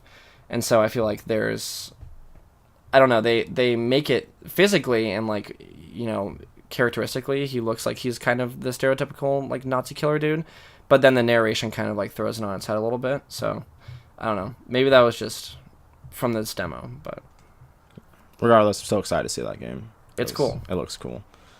The gameplay was really cool. It was on PC. I was playing on PC, and if anyone can say anything good about that game, it's the way the shooting feels. It's very punchy. The enemies react very realistically to the bullets. There's just cool effects. The dialogue is great. Yeah, the music, I thought, honestly, go ahead and roast me.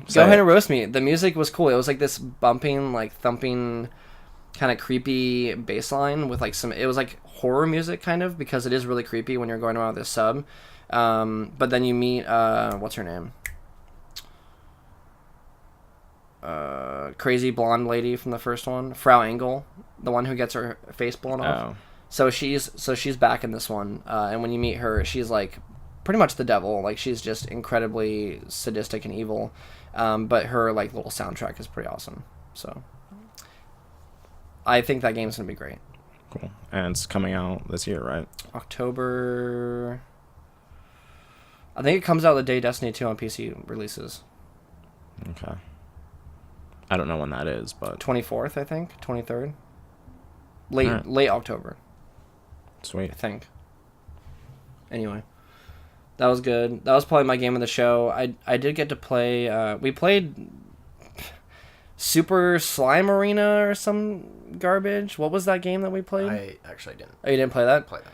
We played, I mean, this, I don't even know why I'm mentioning this. We played some random indie game. It was like Slime Bros or like Slime Arena or something, where we walked by and it was like a pretty run-of-the-mill indie booth. It was in the, not PAX 10, but it was in the indie mega booth area, kind of near Mother Gunship, actually, on that same stretch.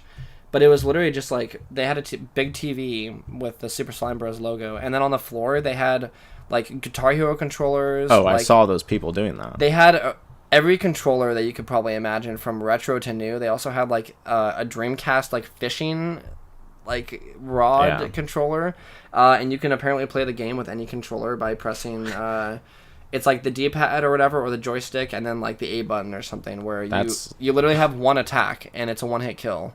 That's cool, but I feel like if you're selling your game on, you can use whatever you just have lying around. Like, probably gonna be not the most fun. I mean, the game. I'll be honest. The game was not fun. All right. So there you go. Look, I don't want to hate on the game. The concept is cool, but it was like, it was set up sort of like Super Smash Bros. But it's just, or it was almost like Towerfall actually, where like it's not moving or anything, but it's just like a static screen. Yeah. And then you're literally just a little slime dude, and you respawn with a different slime dude every time, and you have a random ability, and that ability kills someone in one hit. So there's like the guy who summons a tornado, and then there's the guy who like summons a rainbow that goes around you in like a dome and moves up, and it'll like deflect things and kill people. But it was like, we were playing with 8 people, and What controller were you using? I was using the SNES controller. I originally picked up the Sega Dreamcast fishing controller, and I had no idea what the fuck I was doing with that thing. So I was like, I'm not using this. So I put it down real fast. Tone picked up the DK bongos, and then he was like, just so you know, it's incredibly hard to play this game with DK bongos. And he was like, all right. And then he just put it down. Yeah, he like grabbed a GameCube controller or something. That's funny. Funny stuff. Anyway, do you guys have anything else to add about PX? I mean, Colter, what was your game of the show that you saw, if any? What was your highlight? Or maybe not even game. Like, what was your highlight of PAX this year? Pretty much like the only thing of note that I did was like play the Rocket League tournament.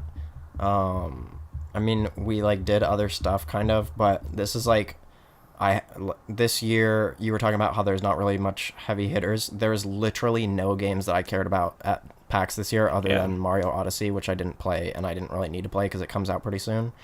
Yeah,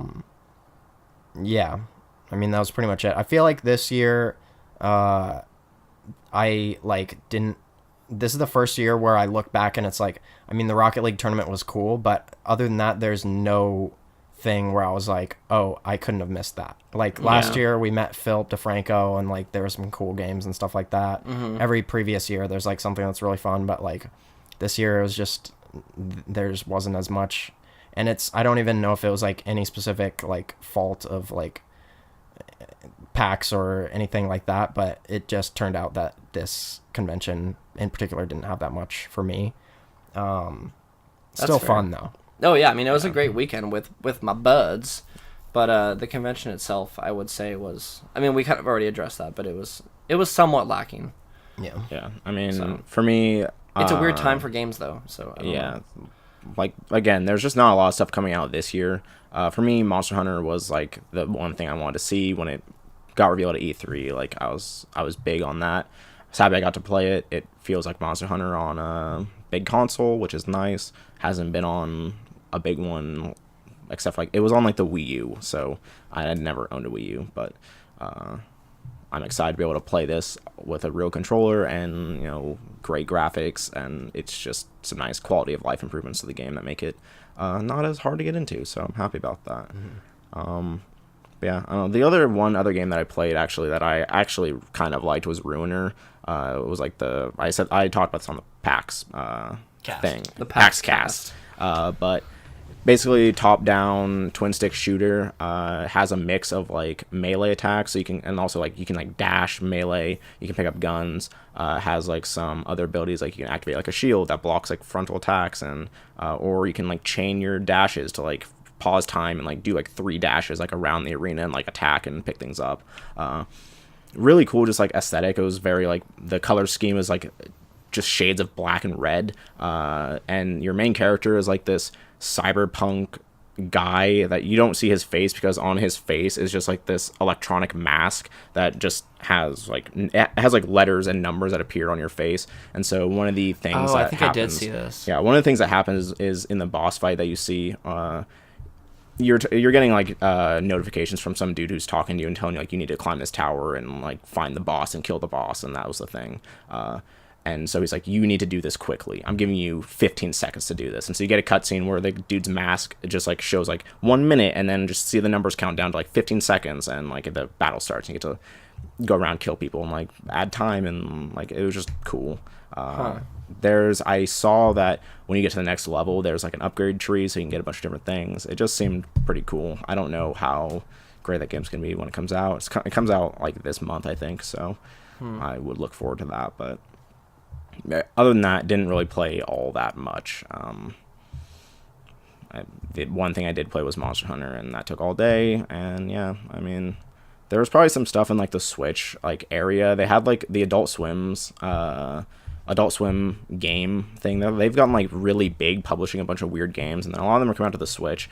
One that I saw and I've seen like in videos before is called Battle Chef Brigade, where you like it's like a mix between like a cooking game, and like the cooking part is like a match 3 gem game where you like, you know, line up the colors or whatever and try to do like an Iron Chef tournament, win the Iron Chef tournament, and then to go get your ingredients you have to go out to like a overworld kind of thing and fight like monsters and collect ingredients and do this thing, and it seemed kind of neat.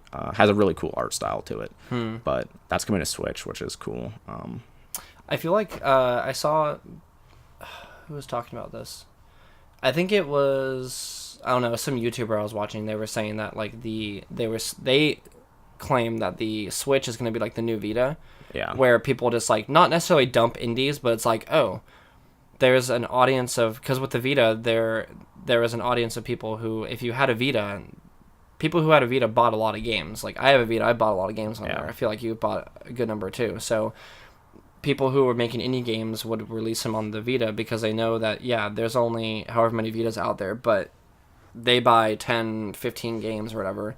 So I feel like that's going to be on the Switch, where people are going to be buying. That's definitely a thing that I've heard, and it makes sense because a lot of those like indie games are not the thing that I want to be playing on my PS4 or my like PC. Like I don't need to play Battle Chef Brigade, which is a 2D kind of like hand-drawn game in like fucking 4K. Like it's not gonna do anything if you're playing it at like a ridiculous resolution. It always looks the same. So to have that on the Switch, which is just like a nice portable thing to play it on, like that's fun. And like a lot of other smaller games that you just don't need, like they don't need to be played at like the maximum possible graphical settings, and like it just doesn't provide any benefit. So that's kind of cool to have it on the because Switch. They had a, I don't even know if it was Nintendo Direct, but they had something, I think it was before PAX, where they just dumped, or somewhere in Japan, I think they announced a bunch of indie games for the Switch. Like, I think it was like 10, 15 plus games that they announced, like coming between like a few months and next year. It was just a giant, it was almost like they're just like, all right, we're making all these, and they just dropped them all in our lap, and they're like, all right, have fun. And it wasn't really released with much fanfare, but a lot of those games are actually really popular. So I feel like I could definitely see myself playing like the Shovel Knights and like the like Bastions and all those kind of like smaller games on the Switch, because there's like you said, there's no reason to play like Overcooked or something in like, you know, 256 frames on my computer with like 8K resolution or something. Like there's no point. So I'm actually kind of excited to see how the Switch does with that.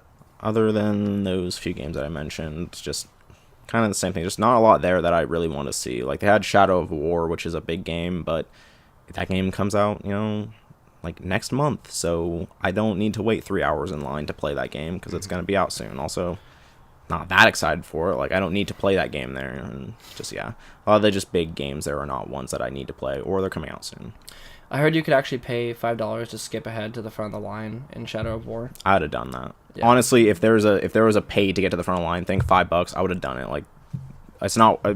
Looking back, like I don't regret playing Monster Hunter. I would have spent $5 to skip like 6 hours of my life. I would have paid 10. I would pay $5. Yeah. I would pay $20 to skip ahead to the front of the line. Like it's just, that is honestly one of the things I just hate, is there's just the lines at PAX this year at least, and then every year I've gone, like they have gotten progressively worse. So I wish that would. I don't know what the solution to that is, but please fix it, PAX. Yeah, I feel like with PAX, I was thinking that it's not even that exclusive, like what you get to do. Yeah. We need there to be like some sort of exclusive thing. Like E3 kind of does a better job of having like an experience tied to it, where there's huge booths and like experiences that you can do within them.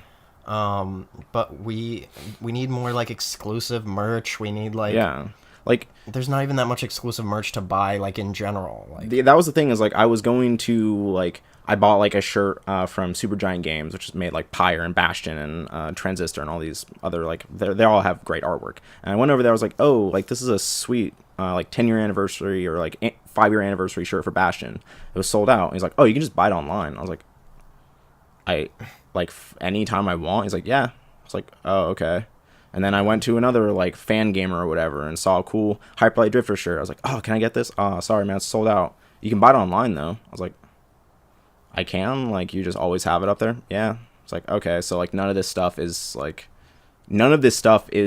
exclusive or like limited edition or anything like that. I don't need it to be, but like what is like what purpose was I going to those places and buying that stuff for if I could just buy it online? Yeah. If it's always available. I think one of the main problems is that this isn't one of the like this is a lower tier gaming show, like as opposed to Gamescom, like Tokyo Game Show, E3. Those are like the big ones where people are trying to like bring their A game. Those are definitely more press focused too. Yeah, and that's the reason why, is because there's like actual game developers like and businessmen. That's more stuff. of like an industry event. Rather than... So at this point, they're not really caring about like the general public and fans, like conventions that are just for them, and that's why PAX at this point is more about the experience of being around people and like people making your experience better, and the companies are not trying to make your experience better at all. And so you try to do tournaments and like, you know, meet people and like stuff like that, and don't expect anything special from the people that are bringing the most money to this, which is kind of annoying to me. And that them change. Like I feel that reflected in how I like my mindset going in, where I was like, I'm going to go in there, and like before I even went, I was like, I'm probably not going to play a bunch of games. Like I went there, honestly, one of my favorite things was going to see like the Waypoint like radio panel. I was like, all right, I listen to these guys every week. Like it was fun to see them, you know, just do a live show. I was there with it in the audience. Like that was cool. I was like, I'm not going to be able to do that, you know, anywhere else except for here. And so that was a thing that was exclusive to PAX. But like, even like Monster Hunter, like they're probably going to release a demo for that game like in a couple months. Like I could play it then. I'm going to play it early next year. Like I wish there was an incentive to like play those games, or something like, oh, here's like half the games, like you just get nothing besides playing 15 minutes of an early game. Like and like it's waiting, the amount of time waiting in line for that is not worth it. Yeah. But that's PAX, so. There were some exclusive things, like I bought those Monster Hunter pins that were con exclusive, so they have like, and that's not saying that that's worth going to PAX for, but I mean like some companies will bring something very small where it's like, okay, not even a PAX exclusive thing. It's like, oh, you went to San Diego Comic-Con, or like this year at E3, like you're right at the E3, like you can buy this thing here. It's not like it's not an E3 exclusive, but it's like you can only buy it at a convention, which is kind of cool. But again, it's like that's more of a bonus for you being there rather than like I need to fucking go to PAX so I can get this pin. Like that doesn't matter that much. So I think part of the reason we're saying this, honestly, and this is gonna sound bad, but I think we're spoiled a little bit. Like I think PAX has spoiled people a lot, because before PAX blew up, like there was really no way that any of us like normals could get our hands on this kind of stuff. Like we would see the panel, we would see the announcements at E3 where everyone drops all this stuff, and we're like, holy shit, like God of War is coming out, and then we would kind of just be in a vacuum where we're waiting for like 3 years, and we see a trailer drop on YouTube and all this kind of stuff. But now with PAX, like you just kind of like almost take it for granted. At least I think I actually take it for granted, because it's like, oh, it'll be at PAX, I'll play it at PAX. I mean, for me, it's because, like, back then, like, the first time I went to PAX, I was, like, getting, you know, like, news from, like, IGN and GameSpot and these big, like, websites that were, like, I wasn't that into the, like, industry at that point. I was just like, okay, like, here's, like, a game announcement. I, like, can see a trailer and do this. But, like, now, like, I follow enough websites and people, like, online that I can watch every game that has been played at PAX I have seen already. Like, I've seen gameplay of every single game there. So, like, but that's not because I'm spoiled. It's because I went out and searched that information, like, myself. Like, I have like, everyone now has access to that information. Like, every, like, YouTuber you follow, every, like, Twitch personality, like, you can see those games already. That's like, the information is already out there. That's what I mean. I feel like we're spoiled because we have such easy access to all this stuff already. Like, there's nothing special about PAX anymore in terms of that's what I mean. There was, like, when Skyrim was coming out, or like what, 2011 or 2010, when, like, you know, they had the surprise announcement of where, like, at PAX they had the surprise announcement of Duke Nukem, which we all know how that turned out. But, like, literally, like, I was at PAX and I was walking around, I saw a Duke Nukem booth. I'm like, what? Like, there's a Duke Nukem game? And then I found out that it was a surprise announcement that Gearbox had dropped at PAX. That was like, oh, we're making a Duke Nukem game, guys. That Duke Nukem, like, Forever game is finally coming out. And then that was, like, the craziest thing ever. And people were waiting in, like, huge lines to play that, which is a joke now. But, like, that kind of thing back then, to me, was, like, monumental. Like, I would look forward to PAX all year because I'd be like... And I would do the same thing, like, looking up... Maybe not as much as we do now, but, like... looking up gameplay and like reading Game Informer, like EGM and all that kind of stuff, and then I would go to PAX and be like, wow, this thing that I've read about and like heard so much about is here and I can play it. But now it's like we can watch, like you said, I can go right now. I could go on like Kotaku or whatever, and I could probably see a leak of a game coming out like 2 years from now or something. I'm like, I don't know. So I feel like because of the ease of access to like seeing all these games, it doesn't feel as monumental when you get to play them, but this is still like a pretty big... I mean, it doesn't feel monumental to me because, again, like I've seen that stuff before, but for other people, like there are people who are at PAX who are not as deep into like looking up news and like watching things and like deep into like the culture that like I am. Like people, there are like, I hesitate to use the word casual, but there are people who like don't play that many games that go there, and like that's cool for them. Yeah. But, like there's definitely a like there's just no incentive for me to really spend like my time there. I enjoy going there just for like the social like meeting of it and just seeing, just, you know, like I talked to like a couple like game developers for at the indie thing. Like that was awesome. Just like, oh, here's like this dude who's just the head guy on this game, like explaining how like his like level design process to me. And I was like, oh, that's awesome. I wouldn't have gotten that normally, but you know, I'd seen like that game. I didn't play that game, but you know, I could see that game wherever. Mm-hmm. But again, yeah. I feel as if I'm maybe in a minority. There are a lot of people who go there obviously are very into video games, but you know, I'm sure there are definitely people there who don't follow like news and industry news that as often as some. Mm-hmm. Yeah. I want more exclusive stuff. You want more? Yeah. You want more merch? Not to even merch. merch, but yes, merch. That won't- would be great. But I won't be smirch. My merch perch. Your merch perch. I just want their... It would be great if they had more like Disneyland style themed like experiences. Just give me something that's not just the game that will come out in a little bit of time. Because like last year they had like that Resident Evil house. I was like, you could like go in there and like that looked cool. Like there was nothing like that here. There was a giant like dragon for Rathalos for Monster Hunter, but you know, like that's just a set piece. It's not like a cool experience to go in and see like something up close. And they've had that like Tyrannosaurus Rex or whatever for the past like 2 or 3 years. So Yeah. a lot of dinosaurs this year. Yeah. And we're not just talking about the games that Sony had at their booth. Boom. Got him! Roasted Sony. Got him. Sorry, Sony. I love you, but Uncharted, Lost Legacy, like, what the fuck are you doing? That game's out? It's good. Why is it at PAX? I don't know. Anyway. I spent all this money, waited to get tickets, and I went there to play a game that's already out. One other thing that I just thought about, like, is there a place to just go and get, like, a shirt that just says, like, PAX 2017? Yeah. Like, that they sell those? It's in the main, There's lobby? a PAX merch booth. Yeah, There's a couple of them. It's near Vape Alley. Never going there. It's, so you know, like when you're going up the main escalators, and then you make a left, and you're going through that hall where there's the big staircase, or the big escalators going up. If you keep walking straight, where there's that outside area where people are smoking, which I call Vape Alley, you can go to that little PAX merch booth. Okay. Yeah. So they just sell, like, a bunch of, like, PAX-related stuff. And, like, pins and whatnot. Pretty much everything imaginable that you can slap the PAX logo onto. All right. Yeah. Alrighty. Well, we had fun at PAX, guys. Did we already mention the PAX video that we made? No, really? Should we? Nah. Well, No, it's just a thing. No, so I was very scared and weak for the majority of PAX, and we didn't interview as many people as we would have liked, or at least as I would have liked. But we did interview a few people, got some clips, some sick footy of the show floor, And Colter made a very well edited compilation, a very well edited video of the footage that we got, and there admittedly wasn't a lot.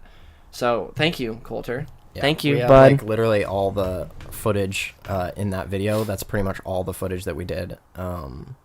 And yeah, I pieced it together into sort of a interview slash vlog slash like documentary kind of. Not really so much that, but I like the feel of it. The music is super chill. It definitely has, there's a certain vibe while you're watching it that's very relaxing. But yeah, there's footage of like the convention center. There's all the show floor. I think there's some entertaining bits in there with interviewing people, like whether it's us or like actual people there. Like we interviewed 2 tracers. only one of them's in the video. Oh, that's true. Sorry about that. Wait, she's gonna see this. She might see this. I apologize if you're watching this. We cut out your part. I mean, we didn't cut it out. We just didn't put it in. Right. Okay. Yeah. So that should be up by the time this goes live, right? Okay. Yeah, I'll link it. Yep. So the PAX West video and the PAX cast will be going live soon. So for more, It should be up. Yep. At this time, if you're listening to this, they should be up. Yeah, good stuff. I'm proud of both of those, especially the PAX cast. I'm just a little disappointed in myself that I didn't interview as many people. Okay, I got scared. It's scary talking to random people with a microphone. You'll notice I had no part in any of these videos. You were off doing other things. It's alright, I don't have a phone, you're right. Couldn't have gotten a text. No way I could have gotten a message from you guys to invite me to that. To what? PAX? To what? To what? To the interview session. I think both of them took place on the days that you weren't there. No, it's okay. If I'm not mistaken. Well, one of them was on. Yeah, no, that is true. One of them was on Monday. Did we do one on Saturday? I don't think so. We did one, like, you interviewed Ton at the chairs. Oh, that's right. Friday, Like on Friday, when he yeah. wasn't there. And then we were like, okay, we need more footy on the last day. And we were busy doing stuff together when you were there, Jordan. No, it's alright. There's always next year, right, guys? the sad. Oh, I thought it wasn't on for a second. I was like, wait, who are we talking to? Okay. All right. Anyway, Definitely, okay. I think, at least speaking for myself, I definitely have to go at least next year because that'll be the 10th anniversary of us going to it. So, What do you mean at least Colter? What the fuck are you saying? dude, we're talking about how there was like nothing like, like, it was barely like worth it. Like, I don't know. With the amount of money that is spent and like time and like stuff like that, I'm not saying I don't want to go. I'm just saying that There's a conversation to be had. there's a conversation. I don't know. I mean, there's just not. It's going down. Like you can tell that there's not as much cool like stuff as before, and we've talked about it already. So. Yeah, that's fair. I'll say this: I don't know if I'll do 4 days again. Maybe 3 days.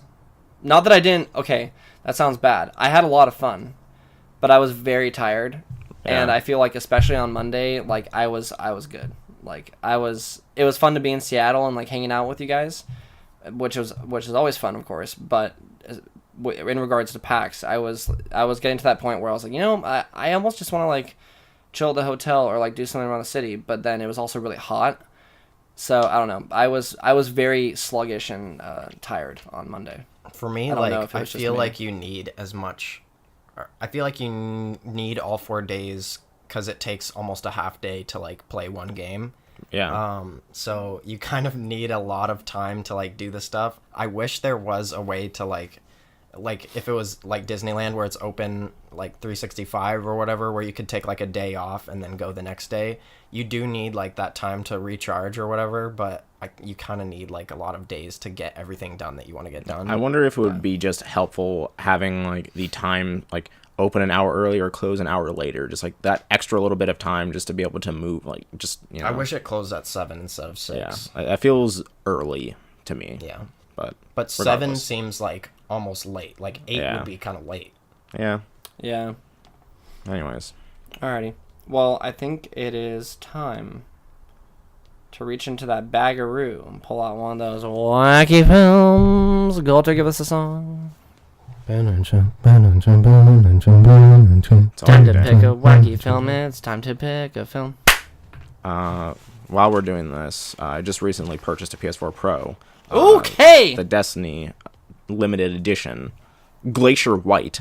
Let's go. Let's fucking go. To match my white controller. Which Let's is go. The prime reason I bought that is strictly to match my controller. But sadly, I'm going to return it because it came with a physical copy of Destiny, which I just don't fuck with. So you're going to return your PS4? Yeah.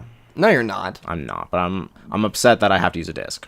I thought it came with the code. No, it came with a full disc. Really? Unless I open the box. I haven't opened Destiny 2, so there might be a code inside there. I'm pretty sure it's a disc. I honestly thought that it came with the code because all of those pack-in consoles usually do. Or the consoles with the game, especially PlayStation. I was hoping to leave my PS4 just completely untouched, never use a disc in it. Now I'm just going to have Destiny 2 sitting in it forever. That's fair. You could just use that disc and never take it out.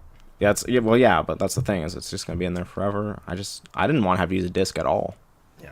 Just nothing. Especially because now with that third hamburger bun on top of your PS4, there's no need to even have a disc in there because it's already big enough. Yeah, probably some Destiny 2 talk next week. Yeah, I have played it. I have a lot to say about what I've played so far because there's a few things that surprised me, but I think we should save it till we both played it. Sure. Because I don't want to just sit here and blab about Destiny by myself. Alright guys, we explained this earlier, but we'll do it one more time. Every week, we reach one of our grubby little hands into this bag here, pull out a piece of tape, open it up, see what film is on there, and then we watch it and we chat about it. If you want to join in, you too can watch movies if you are of legal age. Make sure that you get your parental permission slip signed if it is a R, or if it's the Serbian film. Don't watch it. Don't watch it. Yeah, just don't watch it. Just take our word for it. Yeah. Yeah.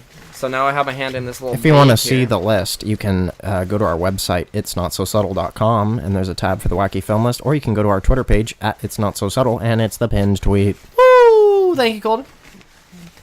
Thank you, bud. All right.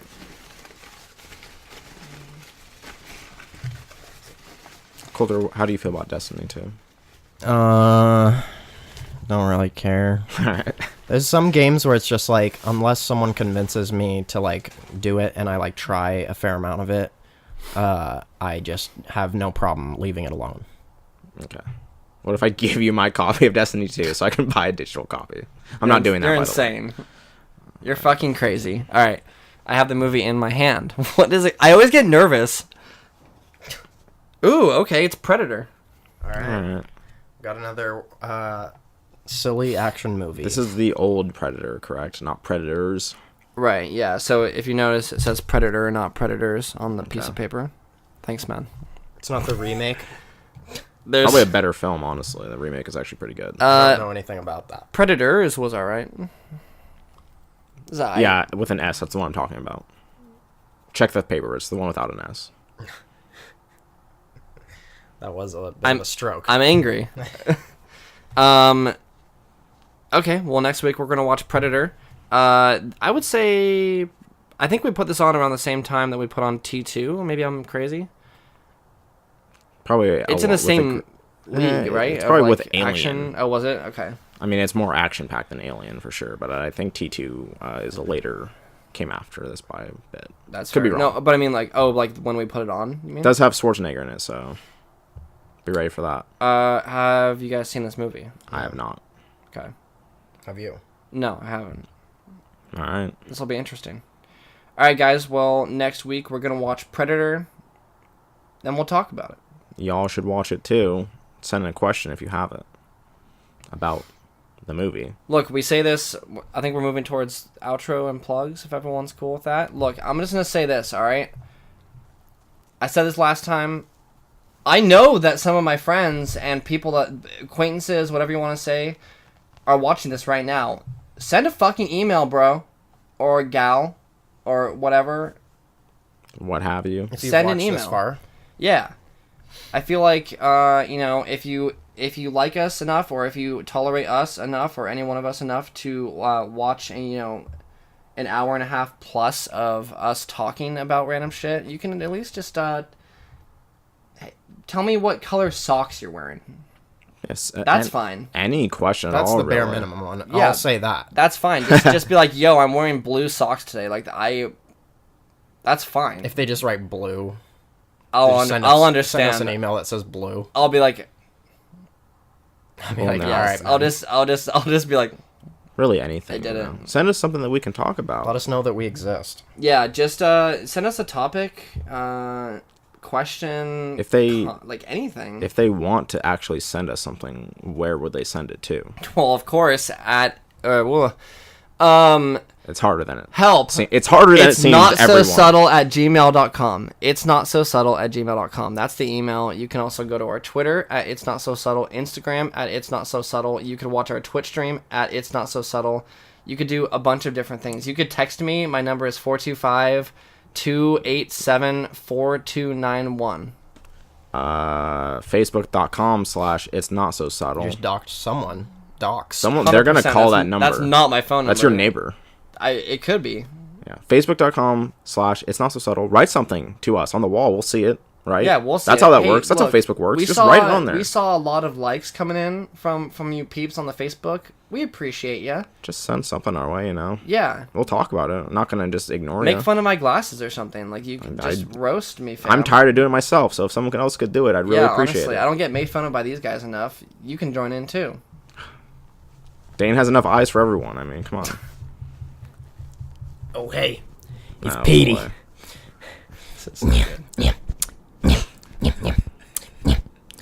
Getting up close to the mic here. So, Petey, Send us a goddamn email. This isn't the Petey, same. what borough are you from? Well, I'm from Brooklyn. Is that a Brooklyn accent? I don't know. Yeah. Hey, back up. That's probably New Jersey. Okay, I this feel is like so bad. Like this does my not accent is play not on good. audio. No, it's not. So, it's okay, like so- Petey the Piranha is talking. Yeah, I Did we- purchased a Petey the Piranha puppet, and now I'm puppeting it. Did we go through the Buffalo Wild Wings story at... No, and we're not going. Okay, to. we're not But going to. Basically, we had a bad waiter at Buffalo Wild Wings who fucked up in many ways, so including he gave the wrong card back to the wrong person, and so I was using my brother's card for the rest of PAX, which was really annoying. It's just crazy. And so afterwards, I was doing the bit with Petey Piranha, and one of my seminal lines was, Hey, our waiter was a fucking tool. Your waiter was a fucking tool. Yeah, it was a great bit. I'm going back in my hole. It looks like a penis retreating Later. into its sheath. I'm a big fan of the bit. I don't know. I'm five. I'm 5 years old. I love puppet bits, and that's why I bought it. Yeah. It's fair. All right, guys. Well, this has been it. Not So Subtle, the podcast. My name is Dane Lapointe. You can find me on the social medias with all those other millennials at Lane DePoint on Twitter, Instagram, and of course Pornhub. Colter, where can the millennials find you? You can find me on Jesus, fuck. Twitter at Colter Potter, Hotburps.com. Instagram Colter Potter. All right, Rick. Where Twitch. can- Laserblade 76. That's it. Jordan, where can they find you? You can find me, Jordan Miller, at the Killamilla on Twitter. How do you spell that? Instagram. Not spelling it. We've done this before. We know this rigmarole. TH. It's TH. The Killamilla It's with a TH. with a TH. Twitch, Instagram. That's my moniker on video game. With a Z. You'll find me on We're video all games. stroking so hard. Yeah, and if you want to follow me on Tumblr and look at my anime likes, dislikes, and GIFs or GIFs if you're educated, and you want to see those, follow me at Tenzo-Taicho. I'll probably like the first person to pop up if you type in Tenzo or something. I don't know. I've never done that myself, but yeah. But like, if you had. If someone did, I bet I would be up there. Mm-hmm. Maybe. That's weird. It's pretty weird. But you haven't checked. I've never done that myself. Yeah, okay. But if someone wants to check for me and then hit that follow button, you can do that. Tenzo-Taicho. That was smooth. Thanks. Yeah. probably going to be streaming Destiny 2 when I play it sometime Destiny tomorrow or the next couple days. So Yeah. follow that. I am going to be playing a lot of Destiny 2 tomorrow. That will be well after this, or well before rather, this episode goes live. But True. All right. anywho, guys, it was a pleasure. Thanks for casting. Sorry for my microphone issue. It's all Colter, right. thanks for opening your home to us once again. Oh, anytime. We live here now. I actually have anytime. You guys need to leave. I have a small bed in that corner over there. Oh, nice. Well, It's so small I can't see it. It hurts. All right, guys, this is Not So Subtle. Signing off. Everyone salute. This is a great Ew. audio bit. Guys, we're saluting. You can't see it, but we're doing salute. That's the sound that a salute makes. it. So, when you do the salute, it goes, salute. Thanks for listening, buds. Bye. Bye-bye now.